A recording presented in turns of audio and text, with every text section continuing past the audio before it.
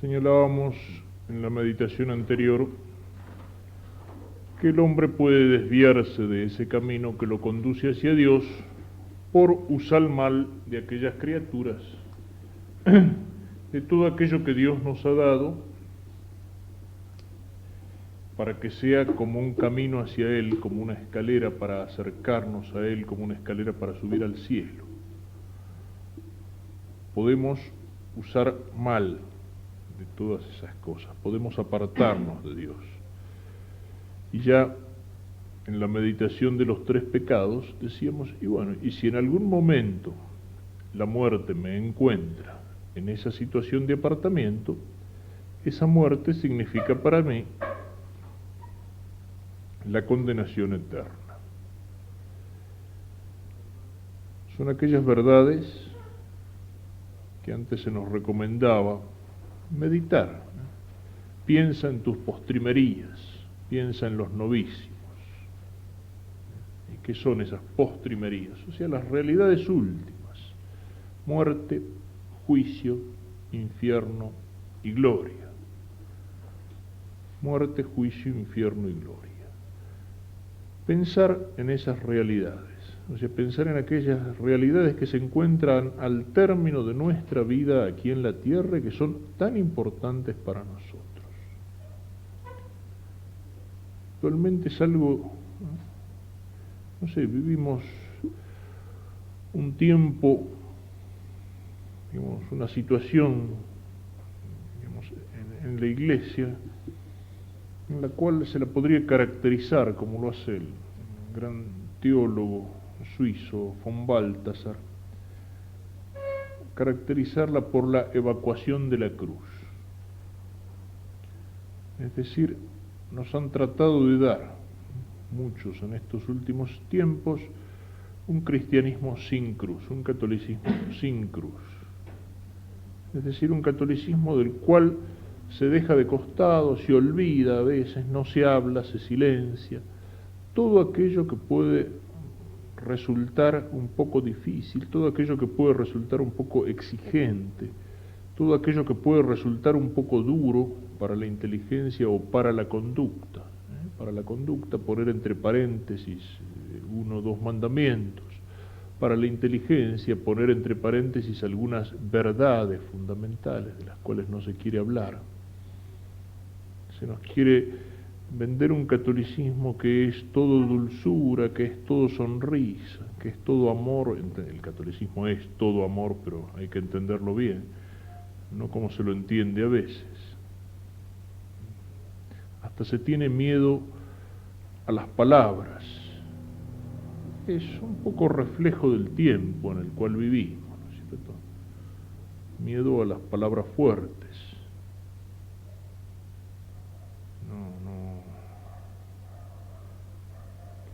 No se dice ciego sino no vidente, no se dice leproso sino enfermo del mal de Hansen, no se le dice a un tipo que es tonto en crudo sino que es diferenciado. Y por ahí se entra, aunque, qué sé yo, aunque no se le dice más marcha atrás sino diferente, con que no se puede decir hereje, al margen de lo que la palabra hereje puede tener de carga afectiva, ¿no es cierto? Como decían las viejas antes, chico, no seas hereje, no le saques los ojos al gato, ¿no? No, la palabra hereje tiene un sentido técnico, o sea, es un cristiano bautizado que niega alguna verdad de fe, sacándole toda la carga afectiva que significa lo más malvado que hay. Bueno, no se usa más, hay que hablar de hermano separado. Alguien decía una vez que al diablo no hay que decirle diablo, que suena feo, sino que hay que decirle hermano ángel separado. Decirle diablo es una falta de caridad. Y el mismo hablar de estas cosas, ¿no? Yo me acuerdo hace algunos años atrás, andaba de paso por alguna ciudad, algún pueblo del interior de Córdoba, el sacerdote era amigo mío, y celebré la misa en la parroquia un domingo y no me acuerdo, venía el caso por el Evangelio, no es que tenga la obsesión de hablar del tema, pero se me ocurrió hablar del diablo y decir algunas cosas, tampoco era toda la predicación, ¿no es cierto? Y después me contaba el cura ahí de la parroquia, que estaba sentado en el confesionario, me dice que cuando yo empecé a hablar de eso, había dos tipos parados delante del confesionario y que uno le pega un codazo al otro y le dice sorprendido, dice, che, dice, el rato que hace que no escuchaba hablar del diablo adentro de la iglesia.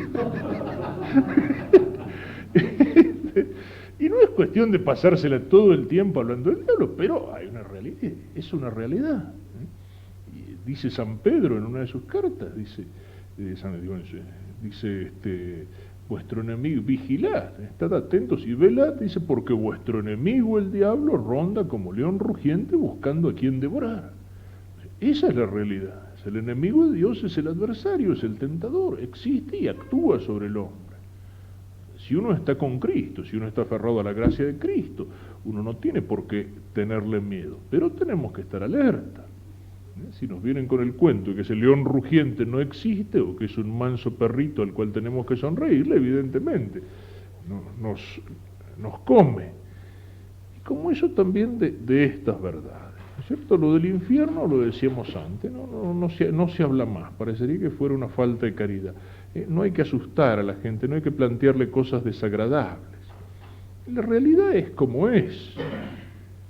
La realidad es como es. Yo siempre que toco estos temas, y los toco a veces en la predicación, sobre todo en el tiempo de la Cuaresma, que es tiempo de conversión, señalo, la Iglesia no nos habla de la muerte para asustarnos, no nos habla del infierno para asustarnos.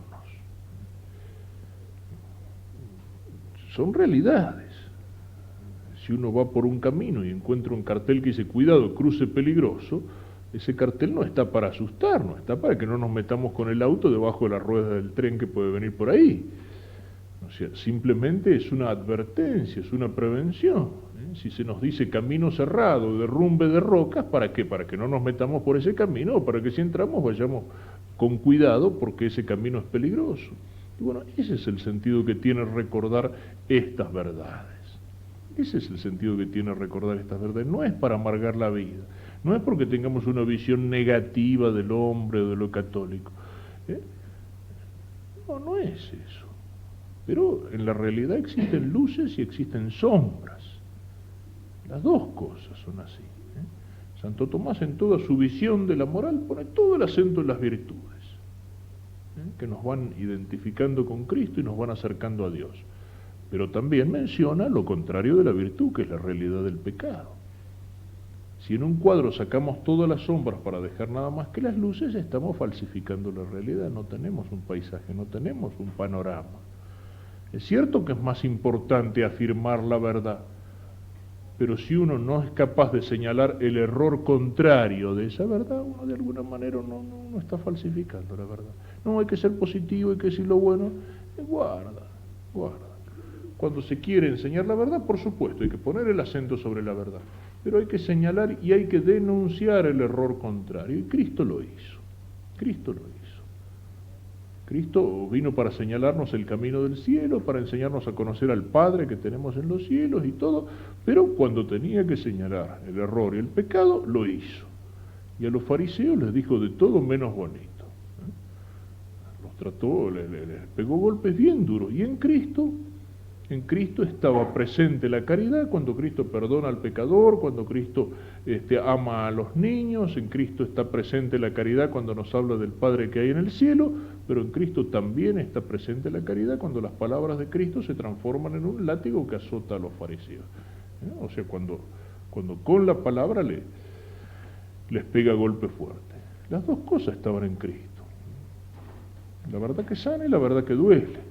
Lo que algunos llaman la mano izquierda de Dios. La mano que acaricia, la mano que sana, la mano que cura, pero también la mano que de vez en cuando sacude, la mano que castiga. Y cuando Dios sana la herida, y cuando Dios cura, y cuando Dios acaricia, lo hace por amor. Y cuando Dios nos da un golpe, cuando Dios nos sacude, cuando entra la mano izquierda de Dios, también eso es por amor. También eso es por amor. Las palabras más duras de Cristo son palabras que Él las pronunciaba por amor. Con el pecador arrepentido Cristo no tenía ningún problema, enseguida le decía como a la adúltera, bueno, nadie te condenó, yo tampoco, vete y no peques más, listo. Pero cuando el pecador estaba endurecido, cuando tenía una coraza, cuando tenía una cáscara de dureza, como los fariseos, y bueno, Cristo le daba fuerte tratando de romperla. Y así todo le costó, y en muchos casos no la consiguió. Pero esas palabras de Cristo salían de la caridad. Nos presentan un Cristo unilateral, por supuesto. Cristo no se pasó toda su vida pública pegándole latigazos a los fariseos para echarlos, a los judíos para echarlos del templo porque están comerciando ahí. No, pero lo hizo también lo hizo. A Cristo lo tenemos que ver en su realidad total, no en un aspecto parcial.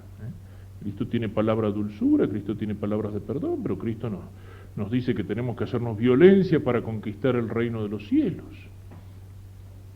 Tenemos que tener una visión integral de Cristo. A los fariseos le dicen, raza de víboras, sepulcros blanqueados. En el más puro correntino, Añamembuí, ¿no? Vuestro padre es el diablo, hijo del diablo. Y lo otro también, vienen los fariseos ahí y le dicen, nosotros no somos hijos de prostitutas, somos hijos de Abraham. Y Jesús, ¿qué les contesta? Está en los textos de San Juan en este tiempo de la Cuaresma. No somos hijos de prostitutas, somos hijos de Abraham. Y Jesús le dice, ustedes no son hijos de Abraham. Y bueno, saquen la conclusión. Bueno, entonces a veces esas verdades que duelen, esas verdades que molestan, bueno, son necesarias. Es necesario recordarlo. ¿Para qué? Lo dice San Ignacio cuando nos pone enfrente a estas meditaciones. Dice, para que si del amor del Señor eterno me olvidara por mis faltas, a lo menos el temor de las penas me ayude para no venir en pecado. Si del amor del Señor eterno me olvido por mi falta, a lo menos el temor de las penas me ayude para no venir en el pecado. Seamos realistas. Por supuesto que es muchísimo mejor no ofender a Dios por amor. Es muchísimo mejor no ofender a Dios por amor. Pero es mejor no ofenderlo, aunque sea por temor, que ofenderlo. Es mejor. Y a veces precisamente al tipo que está metido en el pecado, que está hundido en el pecado, si uno le habla del amor de Dios con las palabras más dulces que pueda encontrar en Santa Teresita, no le entra. Es como si a un chancho recubierto con una costra de barro uno le tirara gotas de agua bendita arriba, no le llegan ni al cuero. Y bueno, y a veces realmente pasa eso. Y a veces es la conciencia que tenían aquellos viejos predicadores y misioneros que se mandaban unos tremendos sermones sobre la muerte, por ejemplo, ¿no? Aquel que alguna vez me contaban, ¿no es cierto? Una predicación, uno de estos españoles con mucha labia y con mucha fuerza, y que iba en una de sus sermones describiendo con todos los detalles la agonía del pecador que moría impenitente, ¿no? Una cosa que ponía los pelos de punta. Y como lo hacía muy bien, en un momento estaba toda la gente en la iglesia escuchándolo así en tensión, y llegaba un momento en que decía el gallego, ¡se murió! Y en ese momento el sacristán apagaba las luces de la iglesia.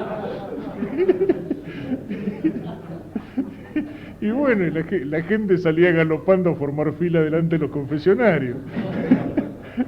En fin, yo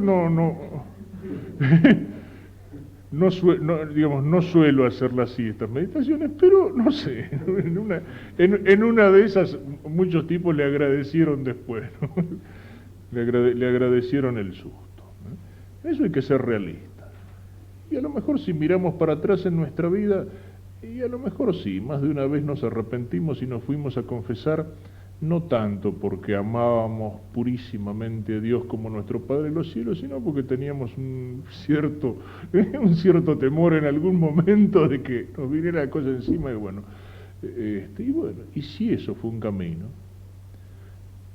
hay que ser realista, el hombre es así, y a veces hay que tocarlo por el temor. Después que de ese temor del castigo podemos llegar al temor filial, es decir, al respeto que un hijo tiene por su padre, y que de ahí podemos llegar al amor de Dios. Bueno, sí, ese es el camino, y ojalá lleguemos. Pero al que vive metido en el pecado, difícilmente uno lo va a convertir, a convencer o a cambiar si no le pone delante esas verdades duras. Y por eso en nuestra propia vida de vez en cuando es conveniente que estas realidades las pensemos. Muerte, juicio, infierno y gloria. Y como lo decía ayer, no pensándola, bueno, a lo mejor me muero dentro de 100 años. No, saber que es una realidad, no necesita ninguna prueba, ninguna demostración.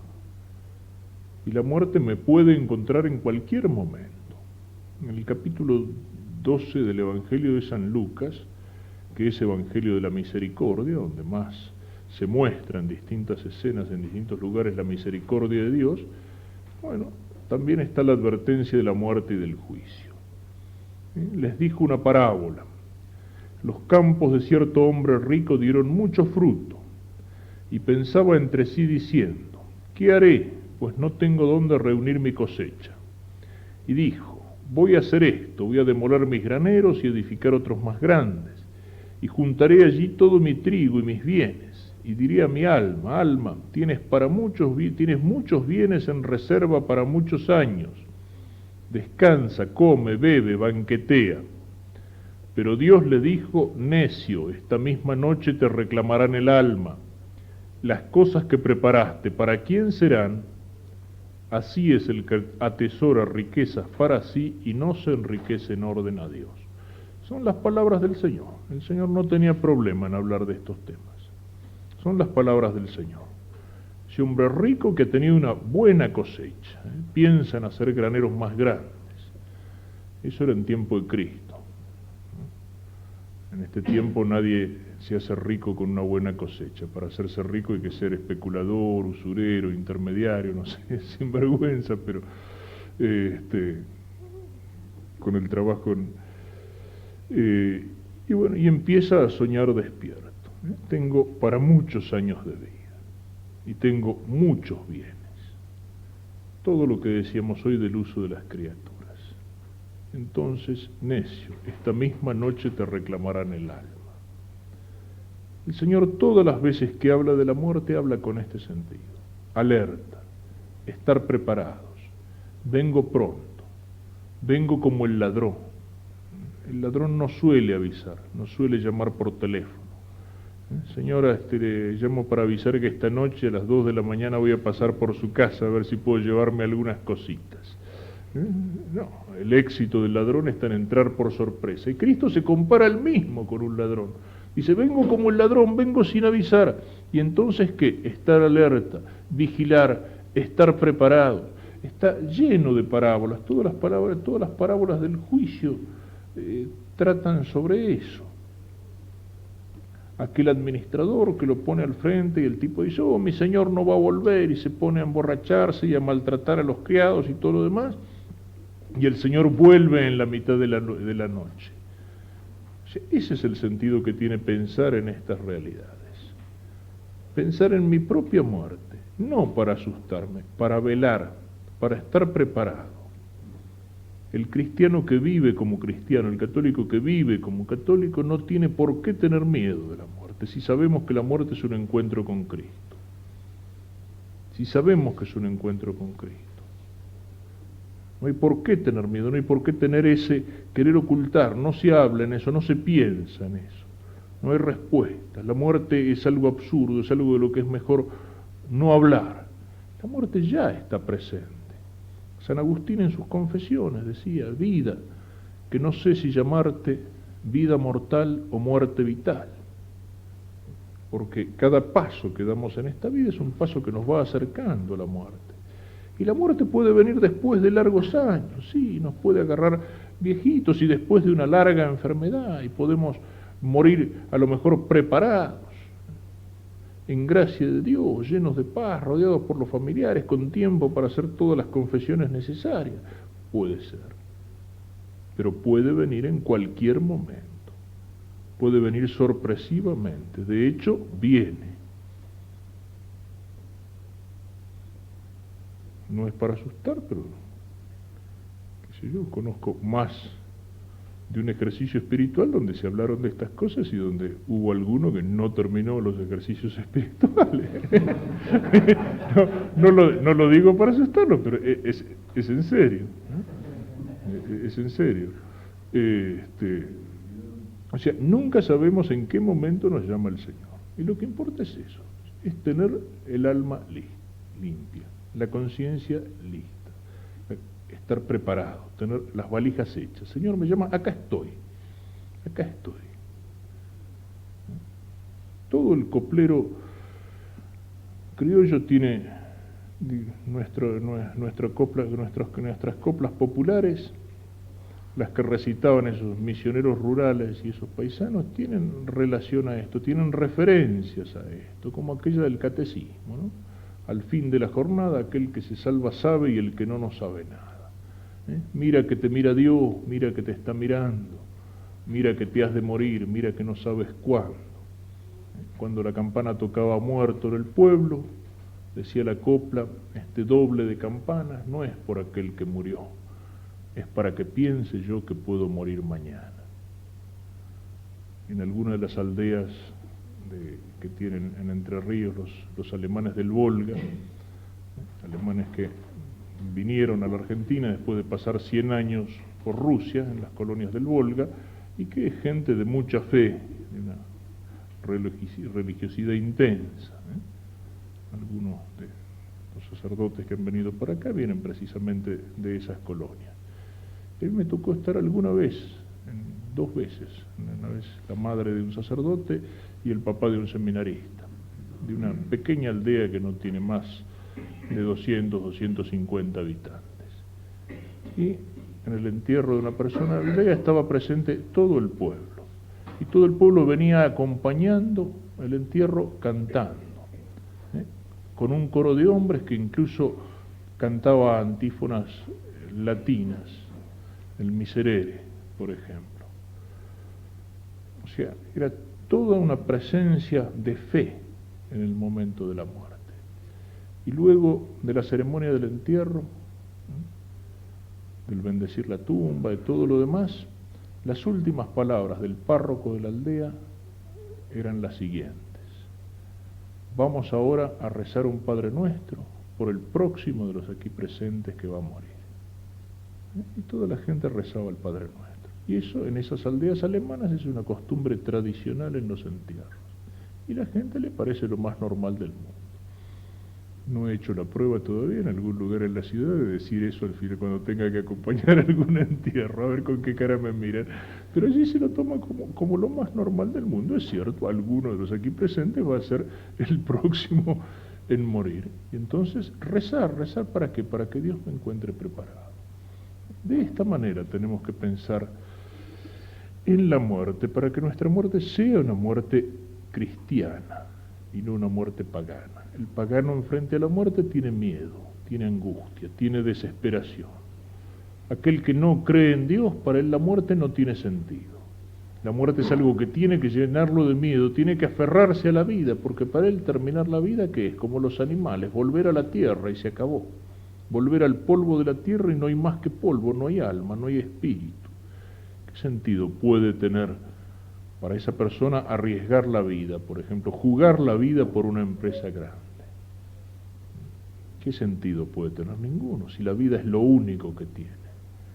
El cristiano puede arriesgar la vida, puede jugar su vida por Cristo, puede dar la vida por la patria, puede dar la vida por la verdad, por la justicia, por algo que valga la pena, por algo grande. La puede dar, el cristiano sabe que esa vida es un paso hacia la vida eterna, que no es el aniquilamiento, que no es la nada. Enfrente a eso el pagano solamente puede desesperarse como lo hacían los paganos antiguos, o hacer como hacen los paganos modernos, que es hacer la cosa del avestruz, esconder la cabeza abajo del ala o meterla en un huequito en la tierra cuando hay peligro, y entonces cree que el peligro ha desaparecido. Y exactamente esa es la actitud del hombre de nuestro tiempo en frente al tema de la muerte. No se habla, no se la menciona. Y si alguien habla de eso, la menciona, ufa, ahí está el cuervo, ahí está el amargado, ahí está el sepulturero, che, no hables de esas cosas. De eso no se habla, creyendo que con no hablar, con no pensar, la vamos a borrar, la vamos a suprimir. La actitud cristiana es la otra. No digo que haya que sentarse todo el día delante de la calavera, pero que de vez en cuando tenemos que acordarnos, yo un día tengo que morir. Y si yo muriera en este momento, ¿cómo estoy? ¿Cómo me encontraría el Señor? ¿Cómo encontraría el Señor mi alma si en este mismo momento se le ocurriera llamarme? ¿Miraría yo ese momento con tranquilidad? Aquella antigua devoción cristiana, la gracia de la buena muerte. Pedirlo a Dios como una gracia. Es decir, el vivir en gracia y aparte de eso el morir en el momento oportuno, que la muerte me encuentre confesado. La gracia de la buena muerte. San José como patrono de la buena muerte. Porque, aunque el Evangelio no lo dice, en la vida pública de Cristo José no aparece. Es decir, murió ¿de qué manera? De la mejor manera posible, acompañado por Jesús y acompañado por la Virgen Santísima. Y por eso la Iglesia lo invoca como patrono de la buena muerte. Mirarla así, desde este punto de vista. No el susto, lo trágico, lo macabro, la serenidad del cristiano. ¿Y la muerte para el cristiano qué significa? La muerte significa el juicio. Es la consecuencia de lo que meditábamos esta mañana. Todas las otras cosas fueron creadas para ayudarlo en este fin. Por lo tanto, el hombre tiene que usar de ellas en tanto cuanto, y tiene que apartarse de ellas en tanto cuanto, y tiene, agregamos ahora, que saber que al final de la vida Dios me va a pedir cuenta de cómo he usado de todas esas cosas, de cómo he usado de los talentos que Él me dio. Pocos o muchos, la parábola de los talentos. ¿De dónde viene la palabra talento? Este tipo tiene talento para tal cosa o para tal otra cosa. Viene del Evangelio. El talento como una moneda que el rey que se va o el señor que se va le entrega a sus servidores para que la hagan producir, para que la hagan fructificar. Y algunos la hacen producir, pero el otro agarra y lo entierra para poder devolvérsela enterita. Y resulta castigado porque no supo utilizar bien los talentos. De ahí tiene origen la palabra talento. ¿Y qué son los talentos? Todas las cosas que Dios me ha dado. ¿Y qué me dio? Y me dio todo lo que tengo. Todo lo que tengo en el cuerpo o en el alma. Si tengo fuerza física, bueno, Dios me la dio. Si tengo salud es porque Dios me la dio. Si tengo inteligencia, Dios me la dio. Si tengo habilidad manual o técnica, si tengo capacidad o vocación o inclinación para un trabajo específico, y bueno, Dios me lo dio. Todo eso son talentos que Dios me ha dado. Todo lo que tengo en el alma o en el cuerpo, todas las cosas que tengo, Dios me lo dio. Y al final del camino me va a pedir cuenta de cómo he utilizado todas aquellas cosas que Dios me dio. Me dio la gracia de ser cristiano, me dio la gracia del bautismo, me dio la gracia de conocerlo. Tantas gracias que Dios me ha dado, de una manera o de otra. Pero de todas esas cosas tengo que responder. Eso es lo que significa el juicio. El momento de la muerte me presento delante de Dios. Y Dios me pide cuenta de cómo. Por eso tenemos que estar alerta. Tenemos que trabajar como si fuera de día, mientras sea de día. Tenemos que escuchar las palabras del Señor que dice, vuelvo pronto. A veces se habla del fin del mundo. Algunos con el tema del fin del mundo, qué sé yo, algunas de las sectas que han aparecido por ahí, tipo los testigos de Jehová, tipo los adventistas, etcétera, que viven dando manija con el tema del fin del mundo. Los adventistas cuando se fundaron lo anunciaron, creo que era para 1843, 44, interpretando las profecías de Daniel.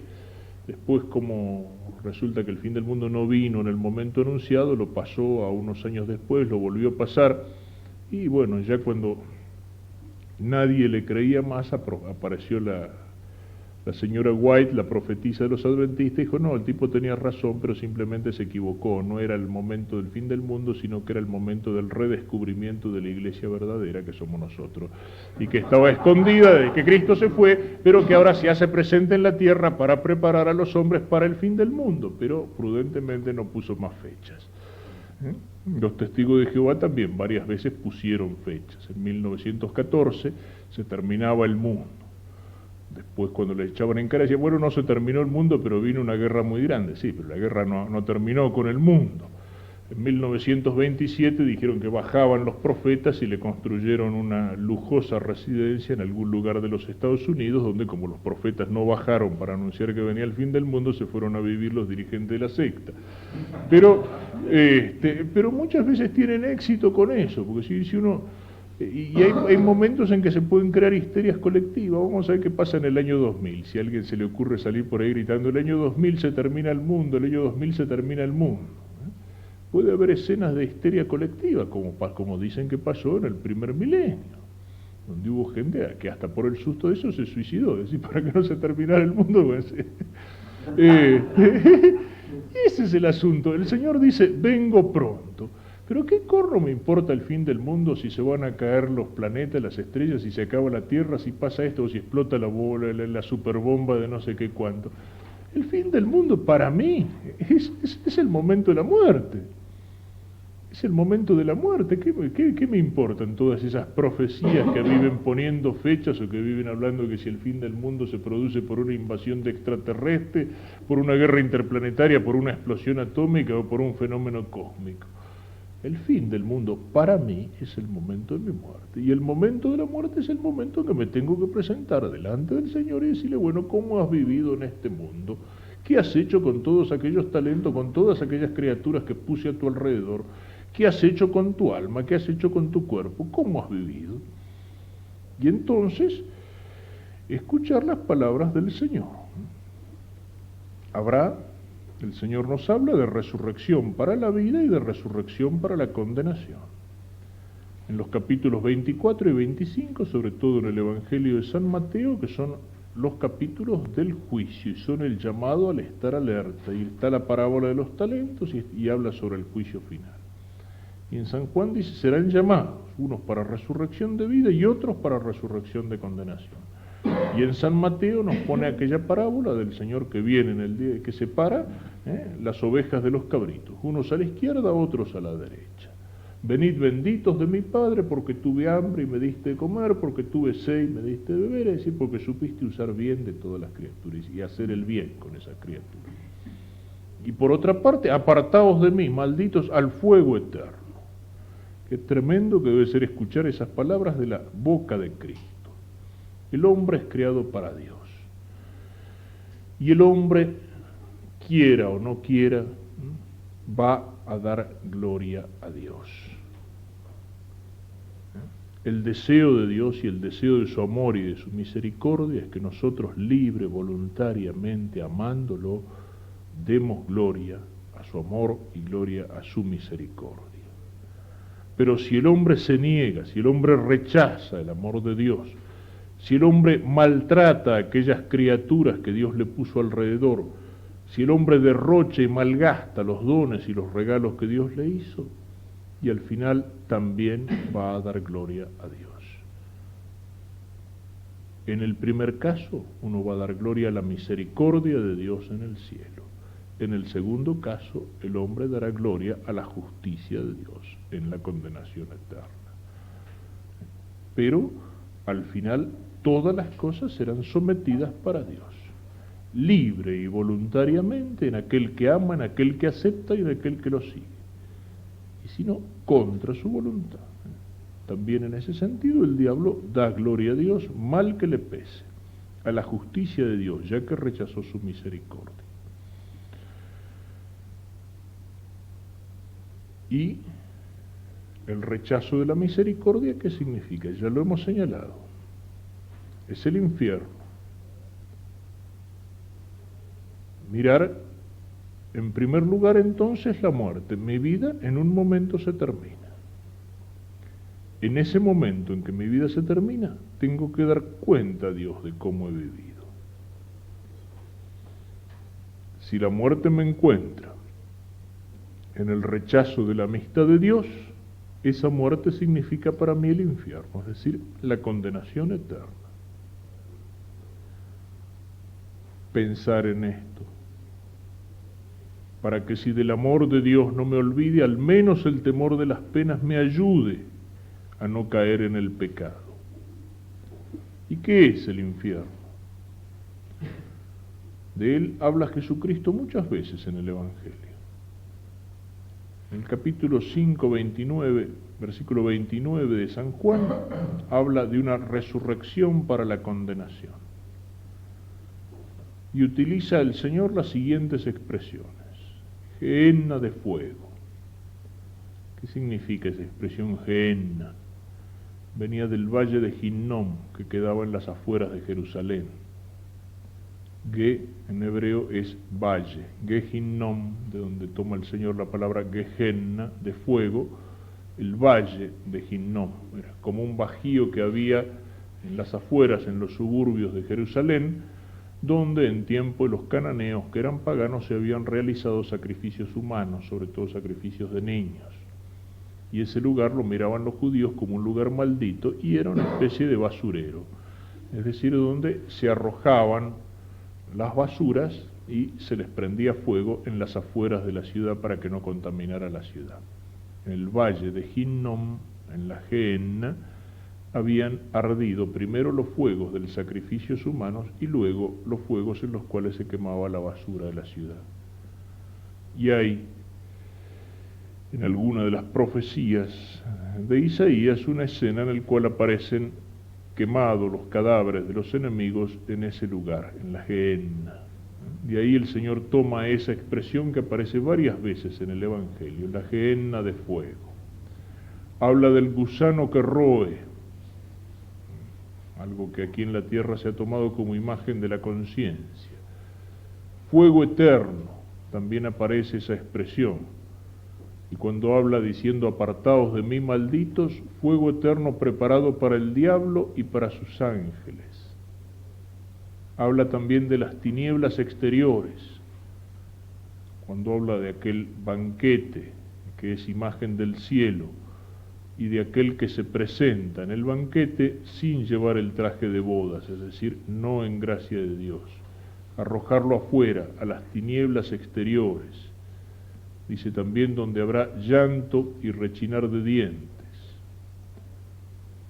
En el Apocalipsis se llama al infierno la muerte segunda, es decir, algo que en realidad es peor que la muerte. El católico que piensa en la muerte y que vive como católico, que vive de acuerdo a su condición de hijo de Dios, a la muerte no le tiene que tener miedo, al infierno sí, pero ese temor tiene que ser saludable precisamente para evitarlo. Y también dice el Apocalipsis, lago de fuego y de azufre. Esas son las palabras con las cuales habla el Señor. Palabras duras, fuertes, imágenes tremendas.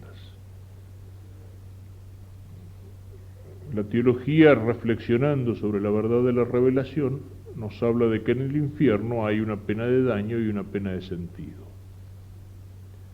La pena de daño, ¿qué es? Es la ausencia de Dios. Es el apartamiento de Dios. Hoy lo decíamos hablando del pecado. ¿Qué es el pecado? Volverle las espaldas a Dios. Y bueno, y si la muerte me encuentra en esa posición, me quedo apartado de Dios para siempre. Es el mismo Señor el que me dice, con las palabras de Cristo, apartaos de mí, malditos, al fuego eterno. Qué tremendo, como lo decíamos recién, debe ser escuchar de los labios de Cristo esa palabra, que el Señor me diga eso.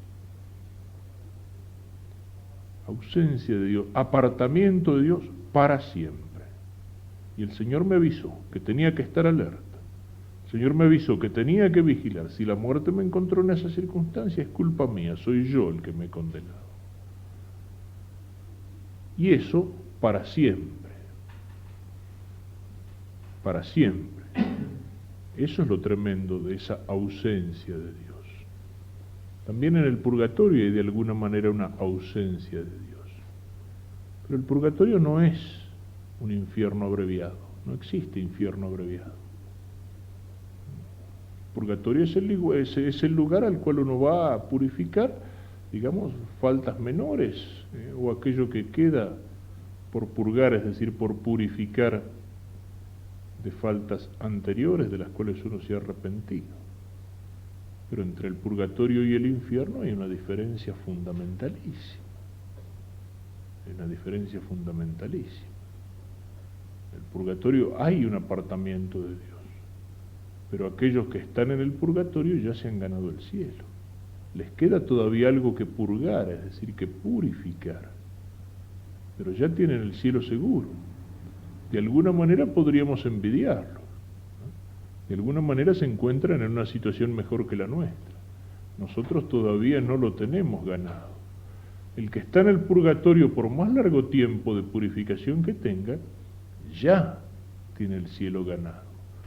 La diferencia que existe entre el purgatorio y el infierno es nada menos que la diferencia que existe entre el amor y el odio. En el infierno el condenado odia a Dios, ha rechazado a Dios. El que está purificándose en el purgatorio ama a Dios, murió en gracia de Dios, es amigo de Dios. Y yo pienso que si hay precisamente un sufrimiento en el purgatorio, se lo podría calificar como amor diferido. Es decir, el que está en el purgatorio tiende hacia Dios con todo su ser y se siente todavía como retenido. Y en ese sufrimiento de la retención precisamente es donde viene la purificación. Los que están en el purgatorio pertenecen a la iglesia, a uno de los 3 niveles de la iglesia. Los santos en el cielo, nosotros iglesia militante y peregrina acá en la tierra, y la iglesia purgante, es decir, la que se purifica. Y todos los méritos de Cristo y todas las oraciones de la iglesia ayudan a aquellos que están en el purgatorio. Por el que está en el infierno ya no hay nada que hacer. El infierno, el purgatorio no es un infierno abreviado porque le falta la eternidad, entonces hay esperanza, hay esperanza. Si el infierno durara millones de años, pero después al final se termina, en contra de las palabras del Señor, fuego eterno, no sería infierno. Habría dolor, habría sufrimiento, pero no sería infierno. Lo característico del infierno es ausencia de Dios, pero para siempre. El purgatorio sufre el que está allí por la ausencia de Dios, sobre todo pensando que podría estarlo viendo, pero sabe que lo va a ver, seguramente, tiene esperanza. En cambio, la característica del infierno es aquella frase que pone el Dante en la Divina Comedia como cartel que adorna la puerta de entrada del infierno. Lasciate ogni speranza voi quien trate. Los que entráis aquí, dejar de lado toda esperanza. Dejar de lado la esperanza vosotros que entráis. Es decir, para siempre, para siempre. Eso es lo que se llama pena de daño. Y en eso está la esencia del infierno. A esto se añade en la reflexión teológica que interpreta las palabras de Cristo, lo que llaman los teólogos la pena de sentido, y que tiene algo de misterio. Podríamos decir que es, sobre todo después de la resurrección, porque hay resurrección de vida para el cielo y resurrección de condenación. El hombre es alma y cuerpo, cuerpo resucitado, cuerpo transformado de alguna manera, pero acá en la tierra, para bien o para mal, o pecamos con el cuerpo o hicimos el bien con el cuerpo, y el cuerpo participa entonces, luego de la resurrección, del premio o del castigo del alma. El alma sola no es el hombre es alma y cuerpo. E incluso el alma separada está de alguna manera casi como pidiendo la resurrección del cuerpo. Entonces podemos decir que esa pena de sentido es la repercusión en el cuerpo del dolor del alma. Esas expresiones del Señor, llanto, rechinar de dientes, gusano que roe, se refieren también al cuerpo, el fuego. No será un fuego exactamente como el nuestro, pero el Señor habla de eso y no podemos dejar de lado sus palabras. Mi teoría personal, que a veces me miran con cara rara cuando la digo tocando el tema, es que el infierno es frío y oscuro, al contrario de como a veces lo pintan. Frío y oscuro. Cristo es la luz, y San Juan nos pinta a lo largo de todo su evangelio la historia de la salvación como una lucha entre la luz y las tinieblas. El Verbo es la luz que viene a las tinieblas y las tinieblas no lo recibieron. Y toda la vida de Cristo aparece así, como una lucha entre el mal y el bien, entre la luz y las tinieblas. Cuando Cristo muere, eso lo señalaremos ahora en la resurrección, mañana es el Viernes Santo, a las 3 de la tarde las tinieblas cubren la tierra. Y Cristo resucita en la madrugada del domingo, como el sol que sale. Es el triunfo de la luz sobre las tinieblas. El triunfo de las tinieblas era palente. Cuando Judas sale del cenáculo después de traicionar a Cristo, pone San Juan en el Evangelio, era de noche. Chocolate por la noticia, el Cordero Pascual se comía de noche. ¿Por qué lo pone? No se refiere a la noche física, era de noche en el alma de Judas. Ha llegado el momento de la traición. Es la hora y el poder de las tinieblas, había dicho Cristo. Y así todo a lo largo hasta el final. Cuando habla en el Apocalipsis de la Jerusalén celestial, dice que no necesitará lámpara que la alumbre porque será iluminada por la luz que sale del trono de Dios y del Cordero. Y Santo Tomás habla de que nacemos en una doble oscuridad, la del pecado y la de la ignorancia. Y Cristo es la luz que representa el cirio pascual en la noche del sábado santo, la luz que viene a disipar las tinieblas del pecado, enseñándonos con las palabras del Evangelio a conocer a Dios y a conocer el camino del cielo. Cristo es la luz. En cambio, el apartamiento de Dios, ¿qué es? Las tinieblas exteriores. Serán arrojados a las tinieblas exteriores. Hay oscuridad. La oscuridad que es el mal, que es la mentira, que es el error, que es el pecado, que es la negación de la luz. Es frío. Pienso que el infierno, así como pienso que es oscuro, tinieblas exteriores, pienso que es frío. Junto con la luz está el fuego. La luz es la fe, el fuego es la caridad. El corazón de Cristo se lo pinta como ardiendo, y lo llama la Iglesia en sus letanías horno ardiente de caridad. Y Cristo, hablando de los últimos tiempos, dice, en aquel tiempo se enfriará la caridad de muchos. Es decir, así como la luz de la fe aparece como la fe aparece como una luz que ilumina, así la caridad aparece como un fuego que arde, como un fuego que quema. Y el infierno es la negación de la caridad, es lo contrario de la caridad. Es el frío. ¿Y por qué lo llama fuego? El frío quema. El frío por debajo de cierto nivel quema físicamente como si fuera fuego. Repercusión en el cuerpo del dolor del alma. En el infierno hay odio, decíamos. El cielo es la primacía total de la caridad. Pero esa caridad está presente en el purgatorio. Los que se purifican aman a Dios y se purifican en ese amor. En cambio en el infierno no. En el infierno hay odio. Odio a sí mismo. Esas palabras que hoy decía, que las he escuchado y más de una vez, de un borracho, de un drogadicto. Me odiaba a mí mismo. Me odiaba a mí mismo. Santo Tomás se pregunta, cuando habla de la caridad, cuando habla del amor, dice, los pecadores se aman a sí mismos. Dice, creen que se aman. Pero como se aman mal, en realidad se odian. Amar, decía el viejo Aristóteles, amar es querer el bien del otro. Entonces, el odio, ¿qué es? El odio es desear el mal a otro. El pecador de alguna manera se odia a sí mismo, porque está buscando el mal para sí mismo. Y esto con cuánta fuerza en el infierno. Odio a los demás, así como el cielo, esa contemplación de Dios lleva a la plenitud del cuerpo místico que es la Iglesia, es decir, el cielo tiene la dimensión social de la caridad, la plenitud de la Iglesia se alcanza allí con la salvación del último de los hombres, desde Adán hasta el último de los elegidos, dice el Concilio Vaticano II, es comunión en el amor con Dios y con los demás, con todos los salvados, es la plenitud del cuerpo misterioso de Cristo en el cual los unimos. Pero el infierno es todo lo contrario. Santo Tomás también se pregunta si se puede hablar mirando a los malos de una especie de cuerpo místico de Satanás, como se puede hablar de un cuerpo místico de Cristo. Y dice que no, porque precisamente la característica de los que están en el mal es el odio, es la disgregación. Se unen cuando tienen un odio común, cuando en conjunto odian el bien, pero después se odian y se tiran zancadillas entre ellos.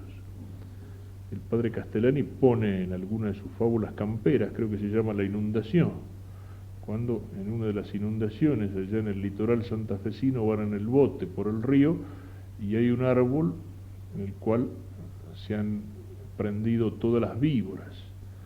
Dice que el árbol parece como una cabellera de medusa, las víboras sacudiéndose.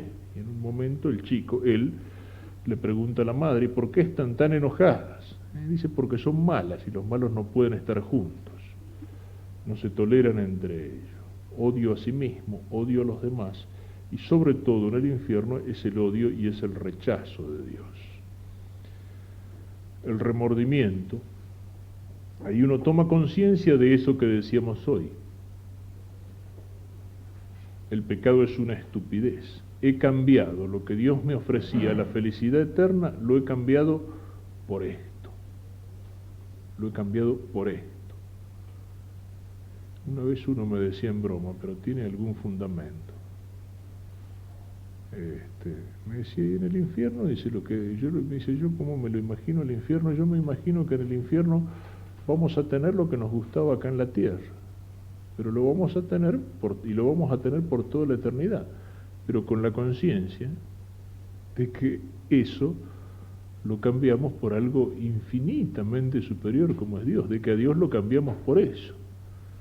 Es decir, me decía que si uno se va al infierno porque tenía el corazón pegado a la plata y eso lo llevó a ser un sinvergüenza, cuando llegue al infierno le van a decir, ¿vos te gustaba la plata? Mirá, acá tenés una libreta de cheques para el banco del infierno, donde podés sacar toda la plata que quieras. ¿A vos te gustaba... ¿A vos te gustaba darle al trago y vivías borracho? Mira, acá tenés un barril. ¿A vos te gustaba la mujer aquella? Bueno, acá la tenés para toda la eternidad. Y uno viviría pensando, dándose cuenta, qué idiota que fui. Qué idiota que... A Dios lo cambié por esto. A Dios lo cambié por esto.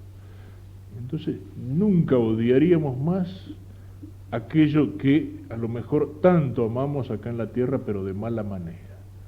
A nada odiaríamos más que a eso que me condujo a apartarme de Dios. Dejando de lado lo otro que tiene mucha imaginación, pero tiene algo de real en el fondo. Tiene algo de real en el fondo. Y el infierno, por último, es fracaso. Y el fracaso definitivo. Uno puede fracasar acá en la tierra en muchas cosas, pero uno cae y se levanta. Uno puede fracasar en un examen, pero puede volver a rendir el examen y puede volver a rendirlo varias veces. Aquí hay un fracaso definitivo. El juicio final es un examen que no tiene después examen en marzo, ni tiene complementarios, ni tiene previas, ni tiene todas esas cosas. Es el fracaso definitivo del hombre, creado para alabar, hacer reverencia, servir a Dios y salvar su alma. Y eso se acabó definitivamente. Definitivamente. Pensar entonces en esto, nos dice San Ignacio, darle gracias a Dios porque no me ha dejado caer acabando mi vida, como hasta ahora ha tenido de mí tanta piedad y misericordia.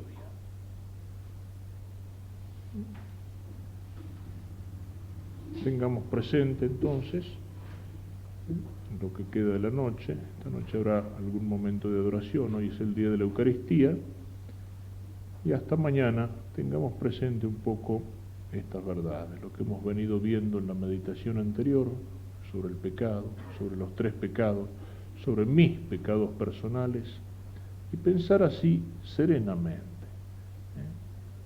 no buscando la angustia, el temor, lo negro, pero pensar que son realidades, aunque sean desagradables, son realidades estas de las que estamos hablando. y que el pensar en eso nos sirva para descubrir mejor la misericordia de Dios, para descubrir mejor mi condición de pecador y al mismo tiempo para descubrir con más fuerza la misericordia de Dios,